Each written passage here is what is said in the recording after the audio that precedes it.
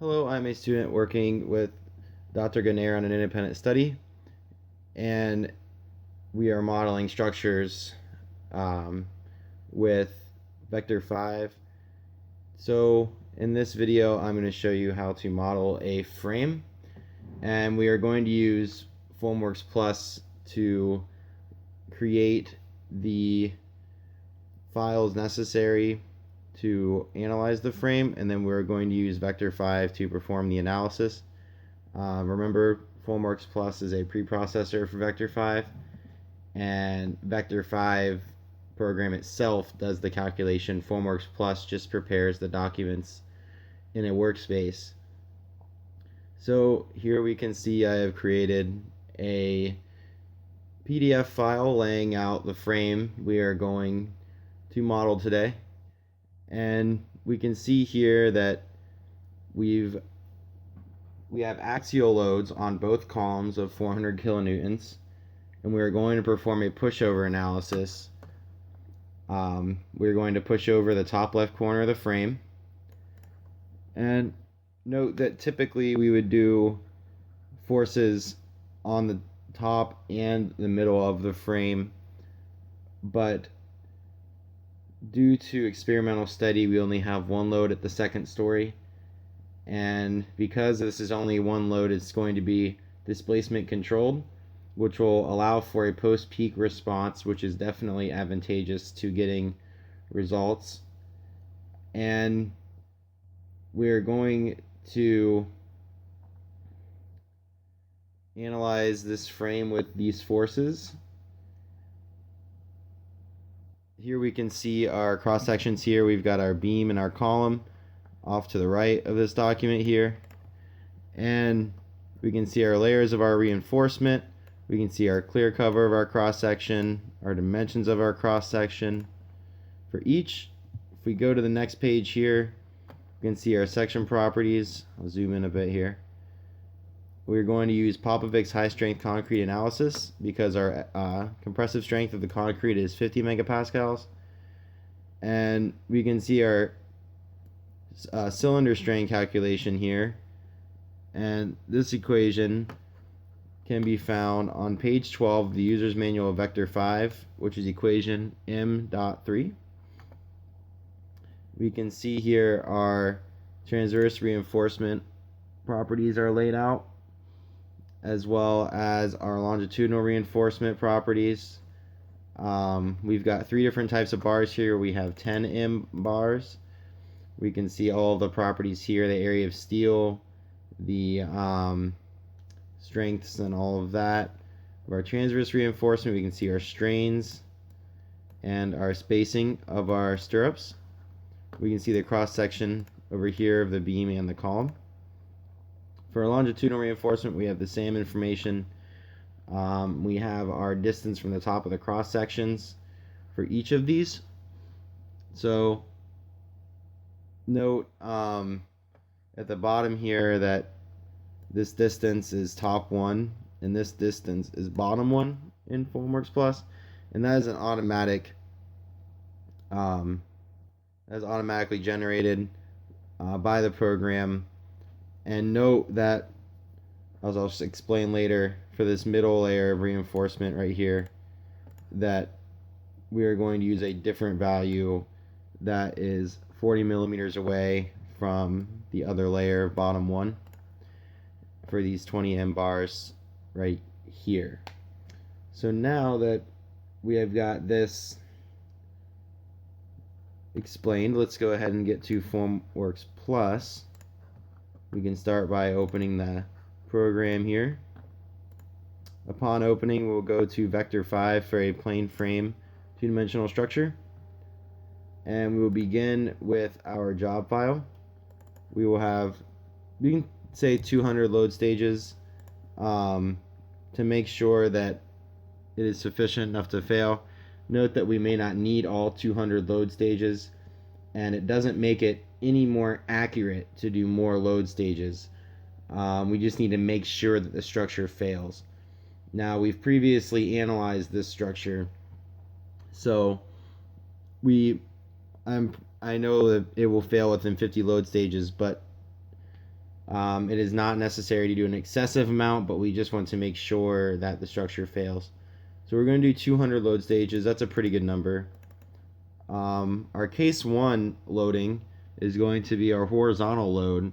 So we can name this file horizontal load, HL. And that is the displacement controlled loading.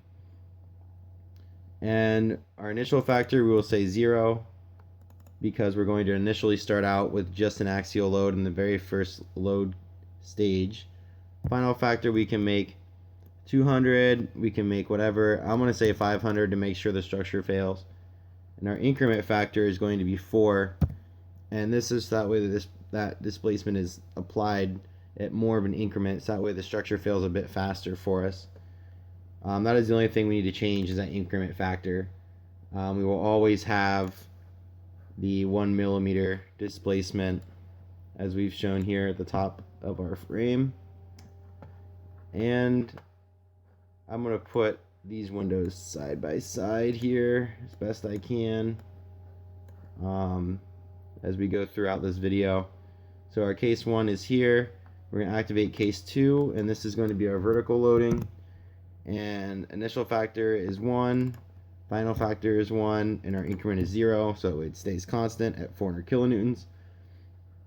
We'll have a dynamic averaging factor. This will make things a bit faster when the analysis program runs. Our model tab over here, we're going to say for pre-peak, we will say Popovic's high strength concrete, as we previously discussed. That is all we need to change on that. So we will go to OK down here. And now what we can do is begin to define our materials. And this is where we will need the cross-section information. So what I'll do is I will split these windows as best I can, so that way we can view our cross-section information as we fill out the structure. So now we've got a good view of all of the information that we need. We are going to come in and define our materials. Now for our first type of section, we will need to, we can call it whatever we want. What I will do is call it column left. And from here, we can add, and let's go ahead and update the information.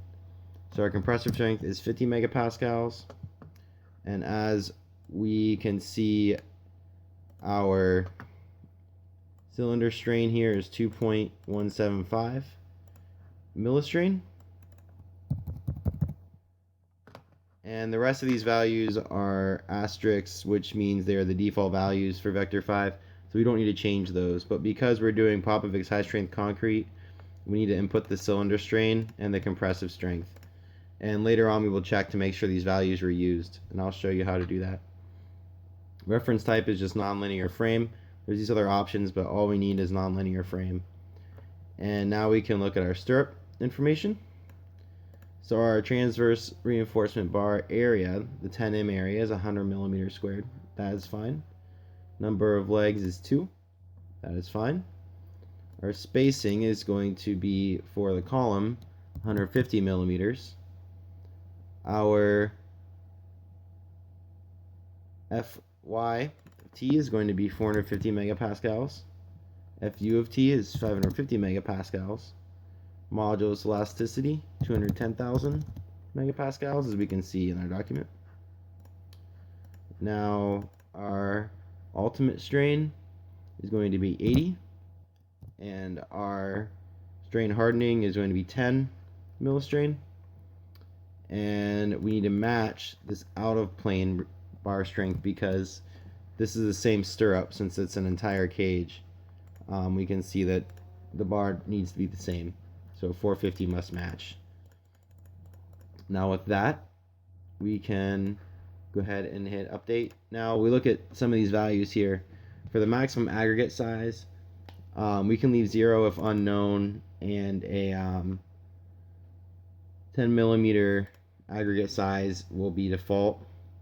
Now if you know the aggregate size, typically you just put in the aggregate size if you know it, and 3/4 of an inch is usually 20 millimeters, just as a reference. So with that, now we will go into our next section and do column right. And these are both the same, so we can just hit add. And now we can do our beam. And for our beam, there's a couple things that are a bit different here. Our spacing or our reinforcement is just going to be slightly different. We're going to do 300 millimeters. We'll double the spacing. And that is all we need to do there. So add, go to next. And then from here, we can see our width of our concrete is 300. Our height is 400. Clear cover is 30. We can generate.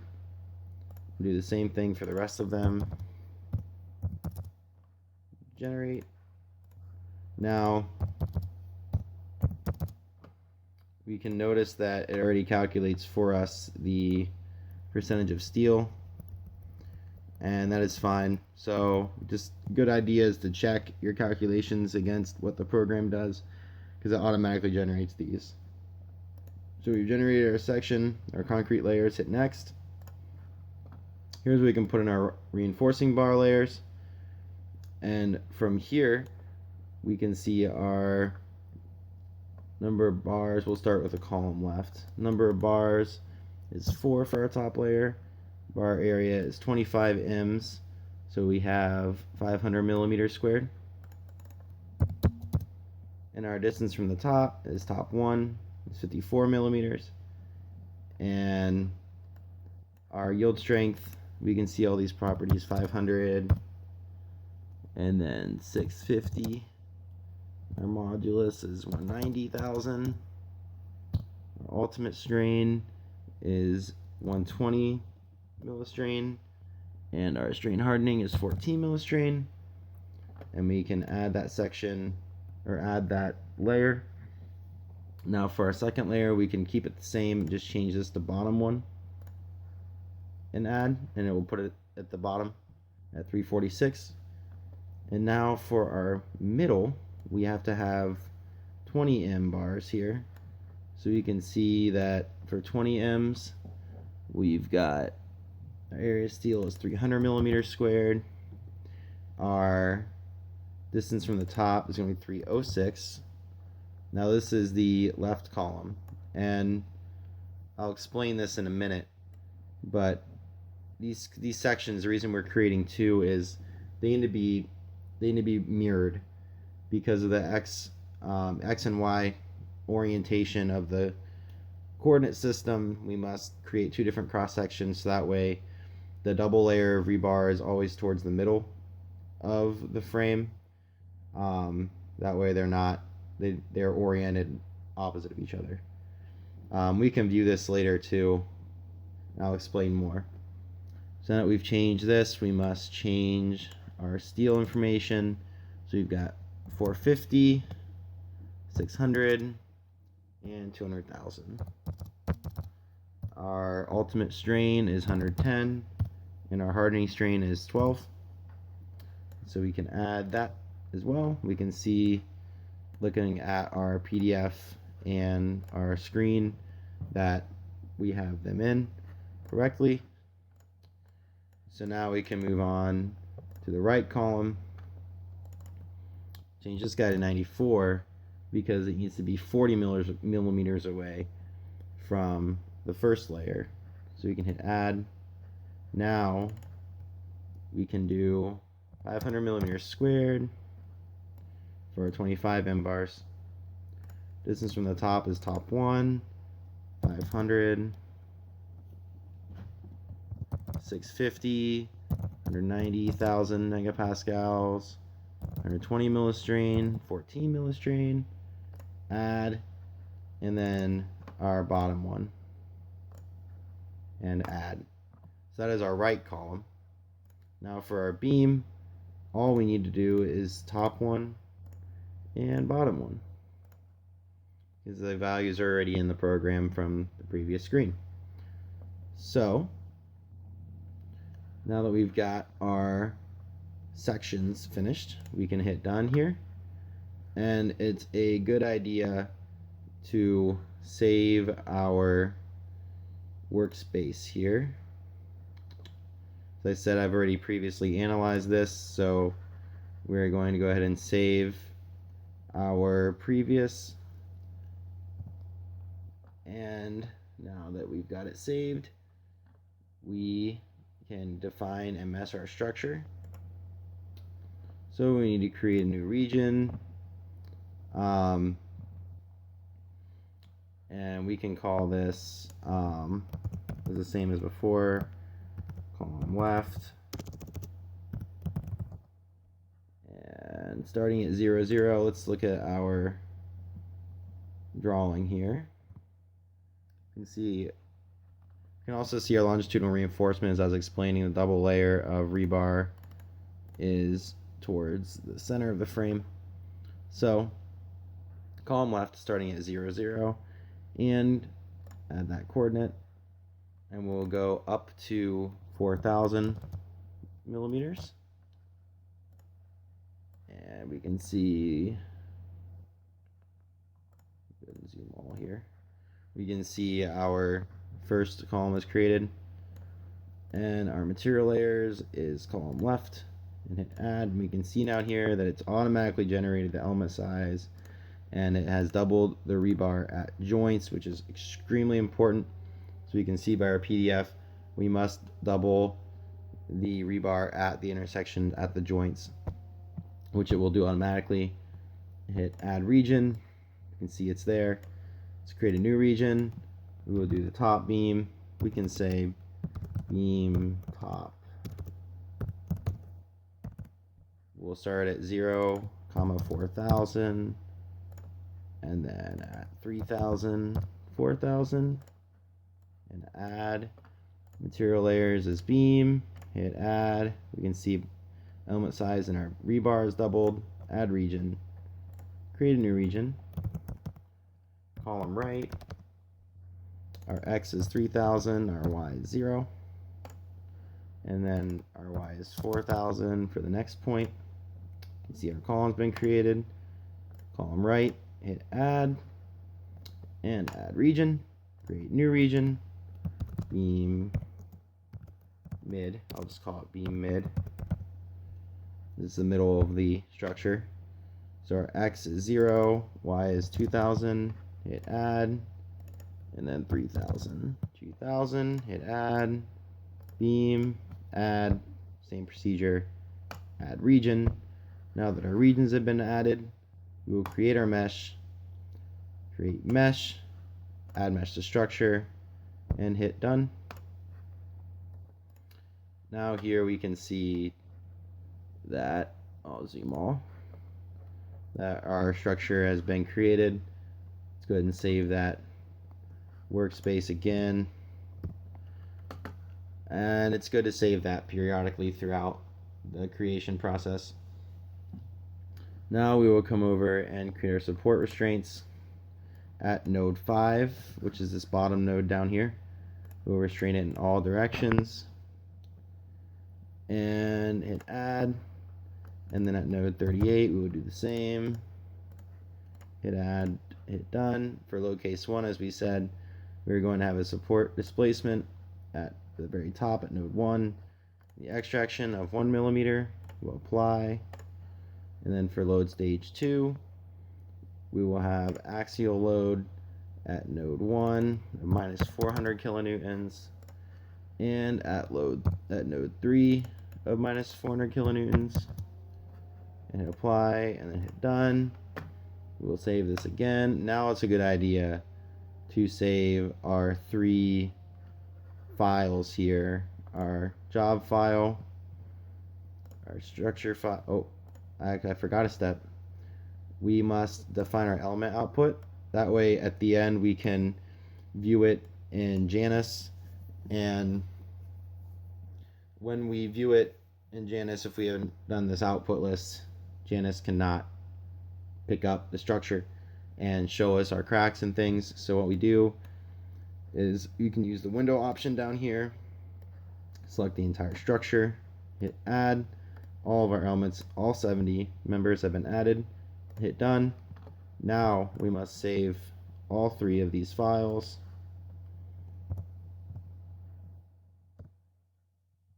And we can see once we save one of them, it will want us to save the other. As we can see here.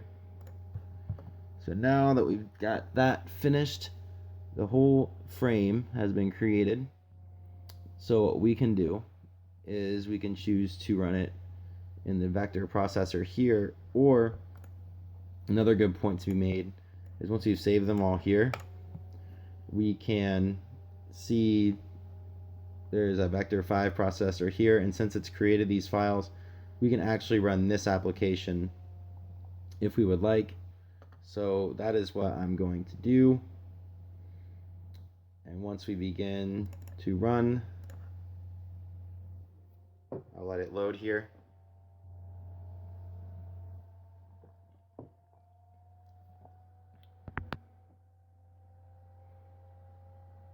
But 1 minute, my computer has to warm up here.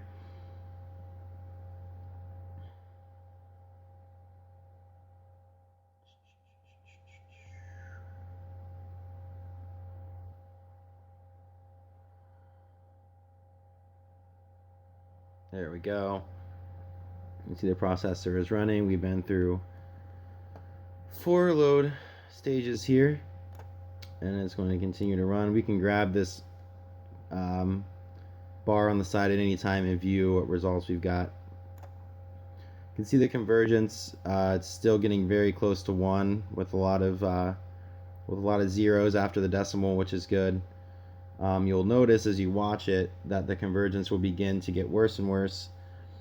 And as this runs here, we will go into our expanded structure file. And here we can see, if we scroll through various information that we've input here, we can see our cylinder strain is what we wanted, 2.175. Our aggregate size is 10 millimeters, as I said by default, since we input 0.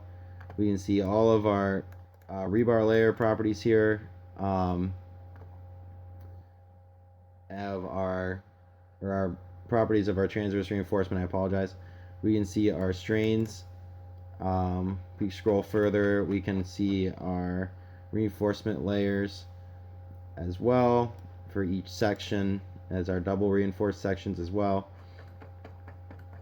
So that is definitely what we wanted there. And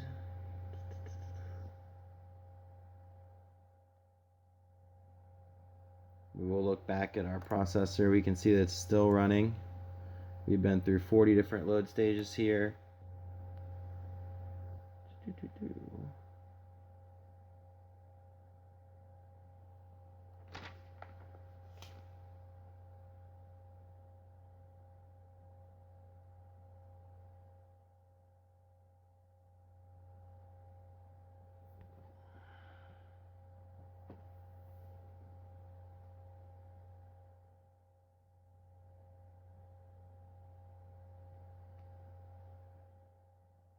Alright, so now we can see our failures here.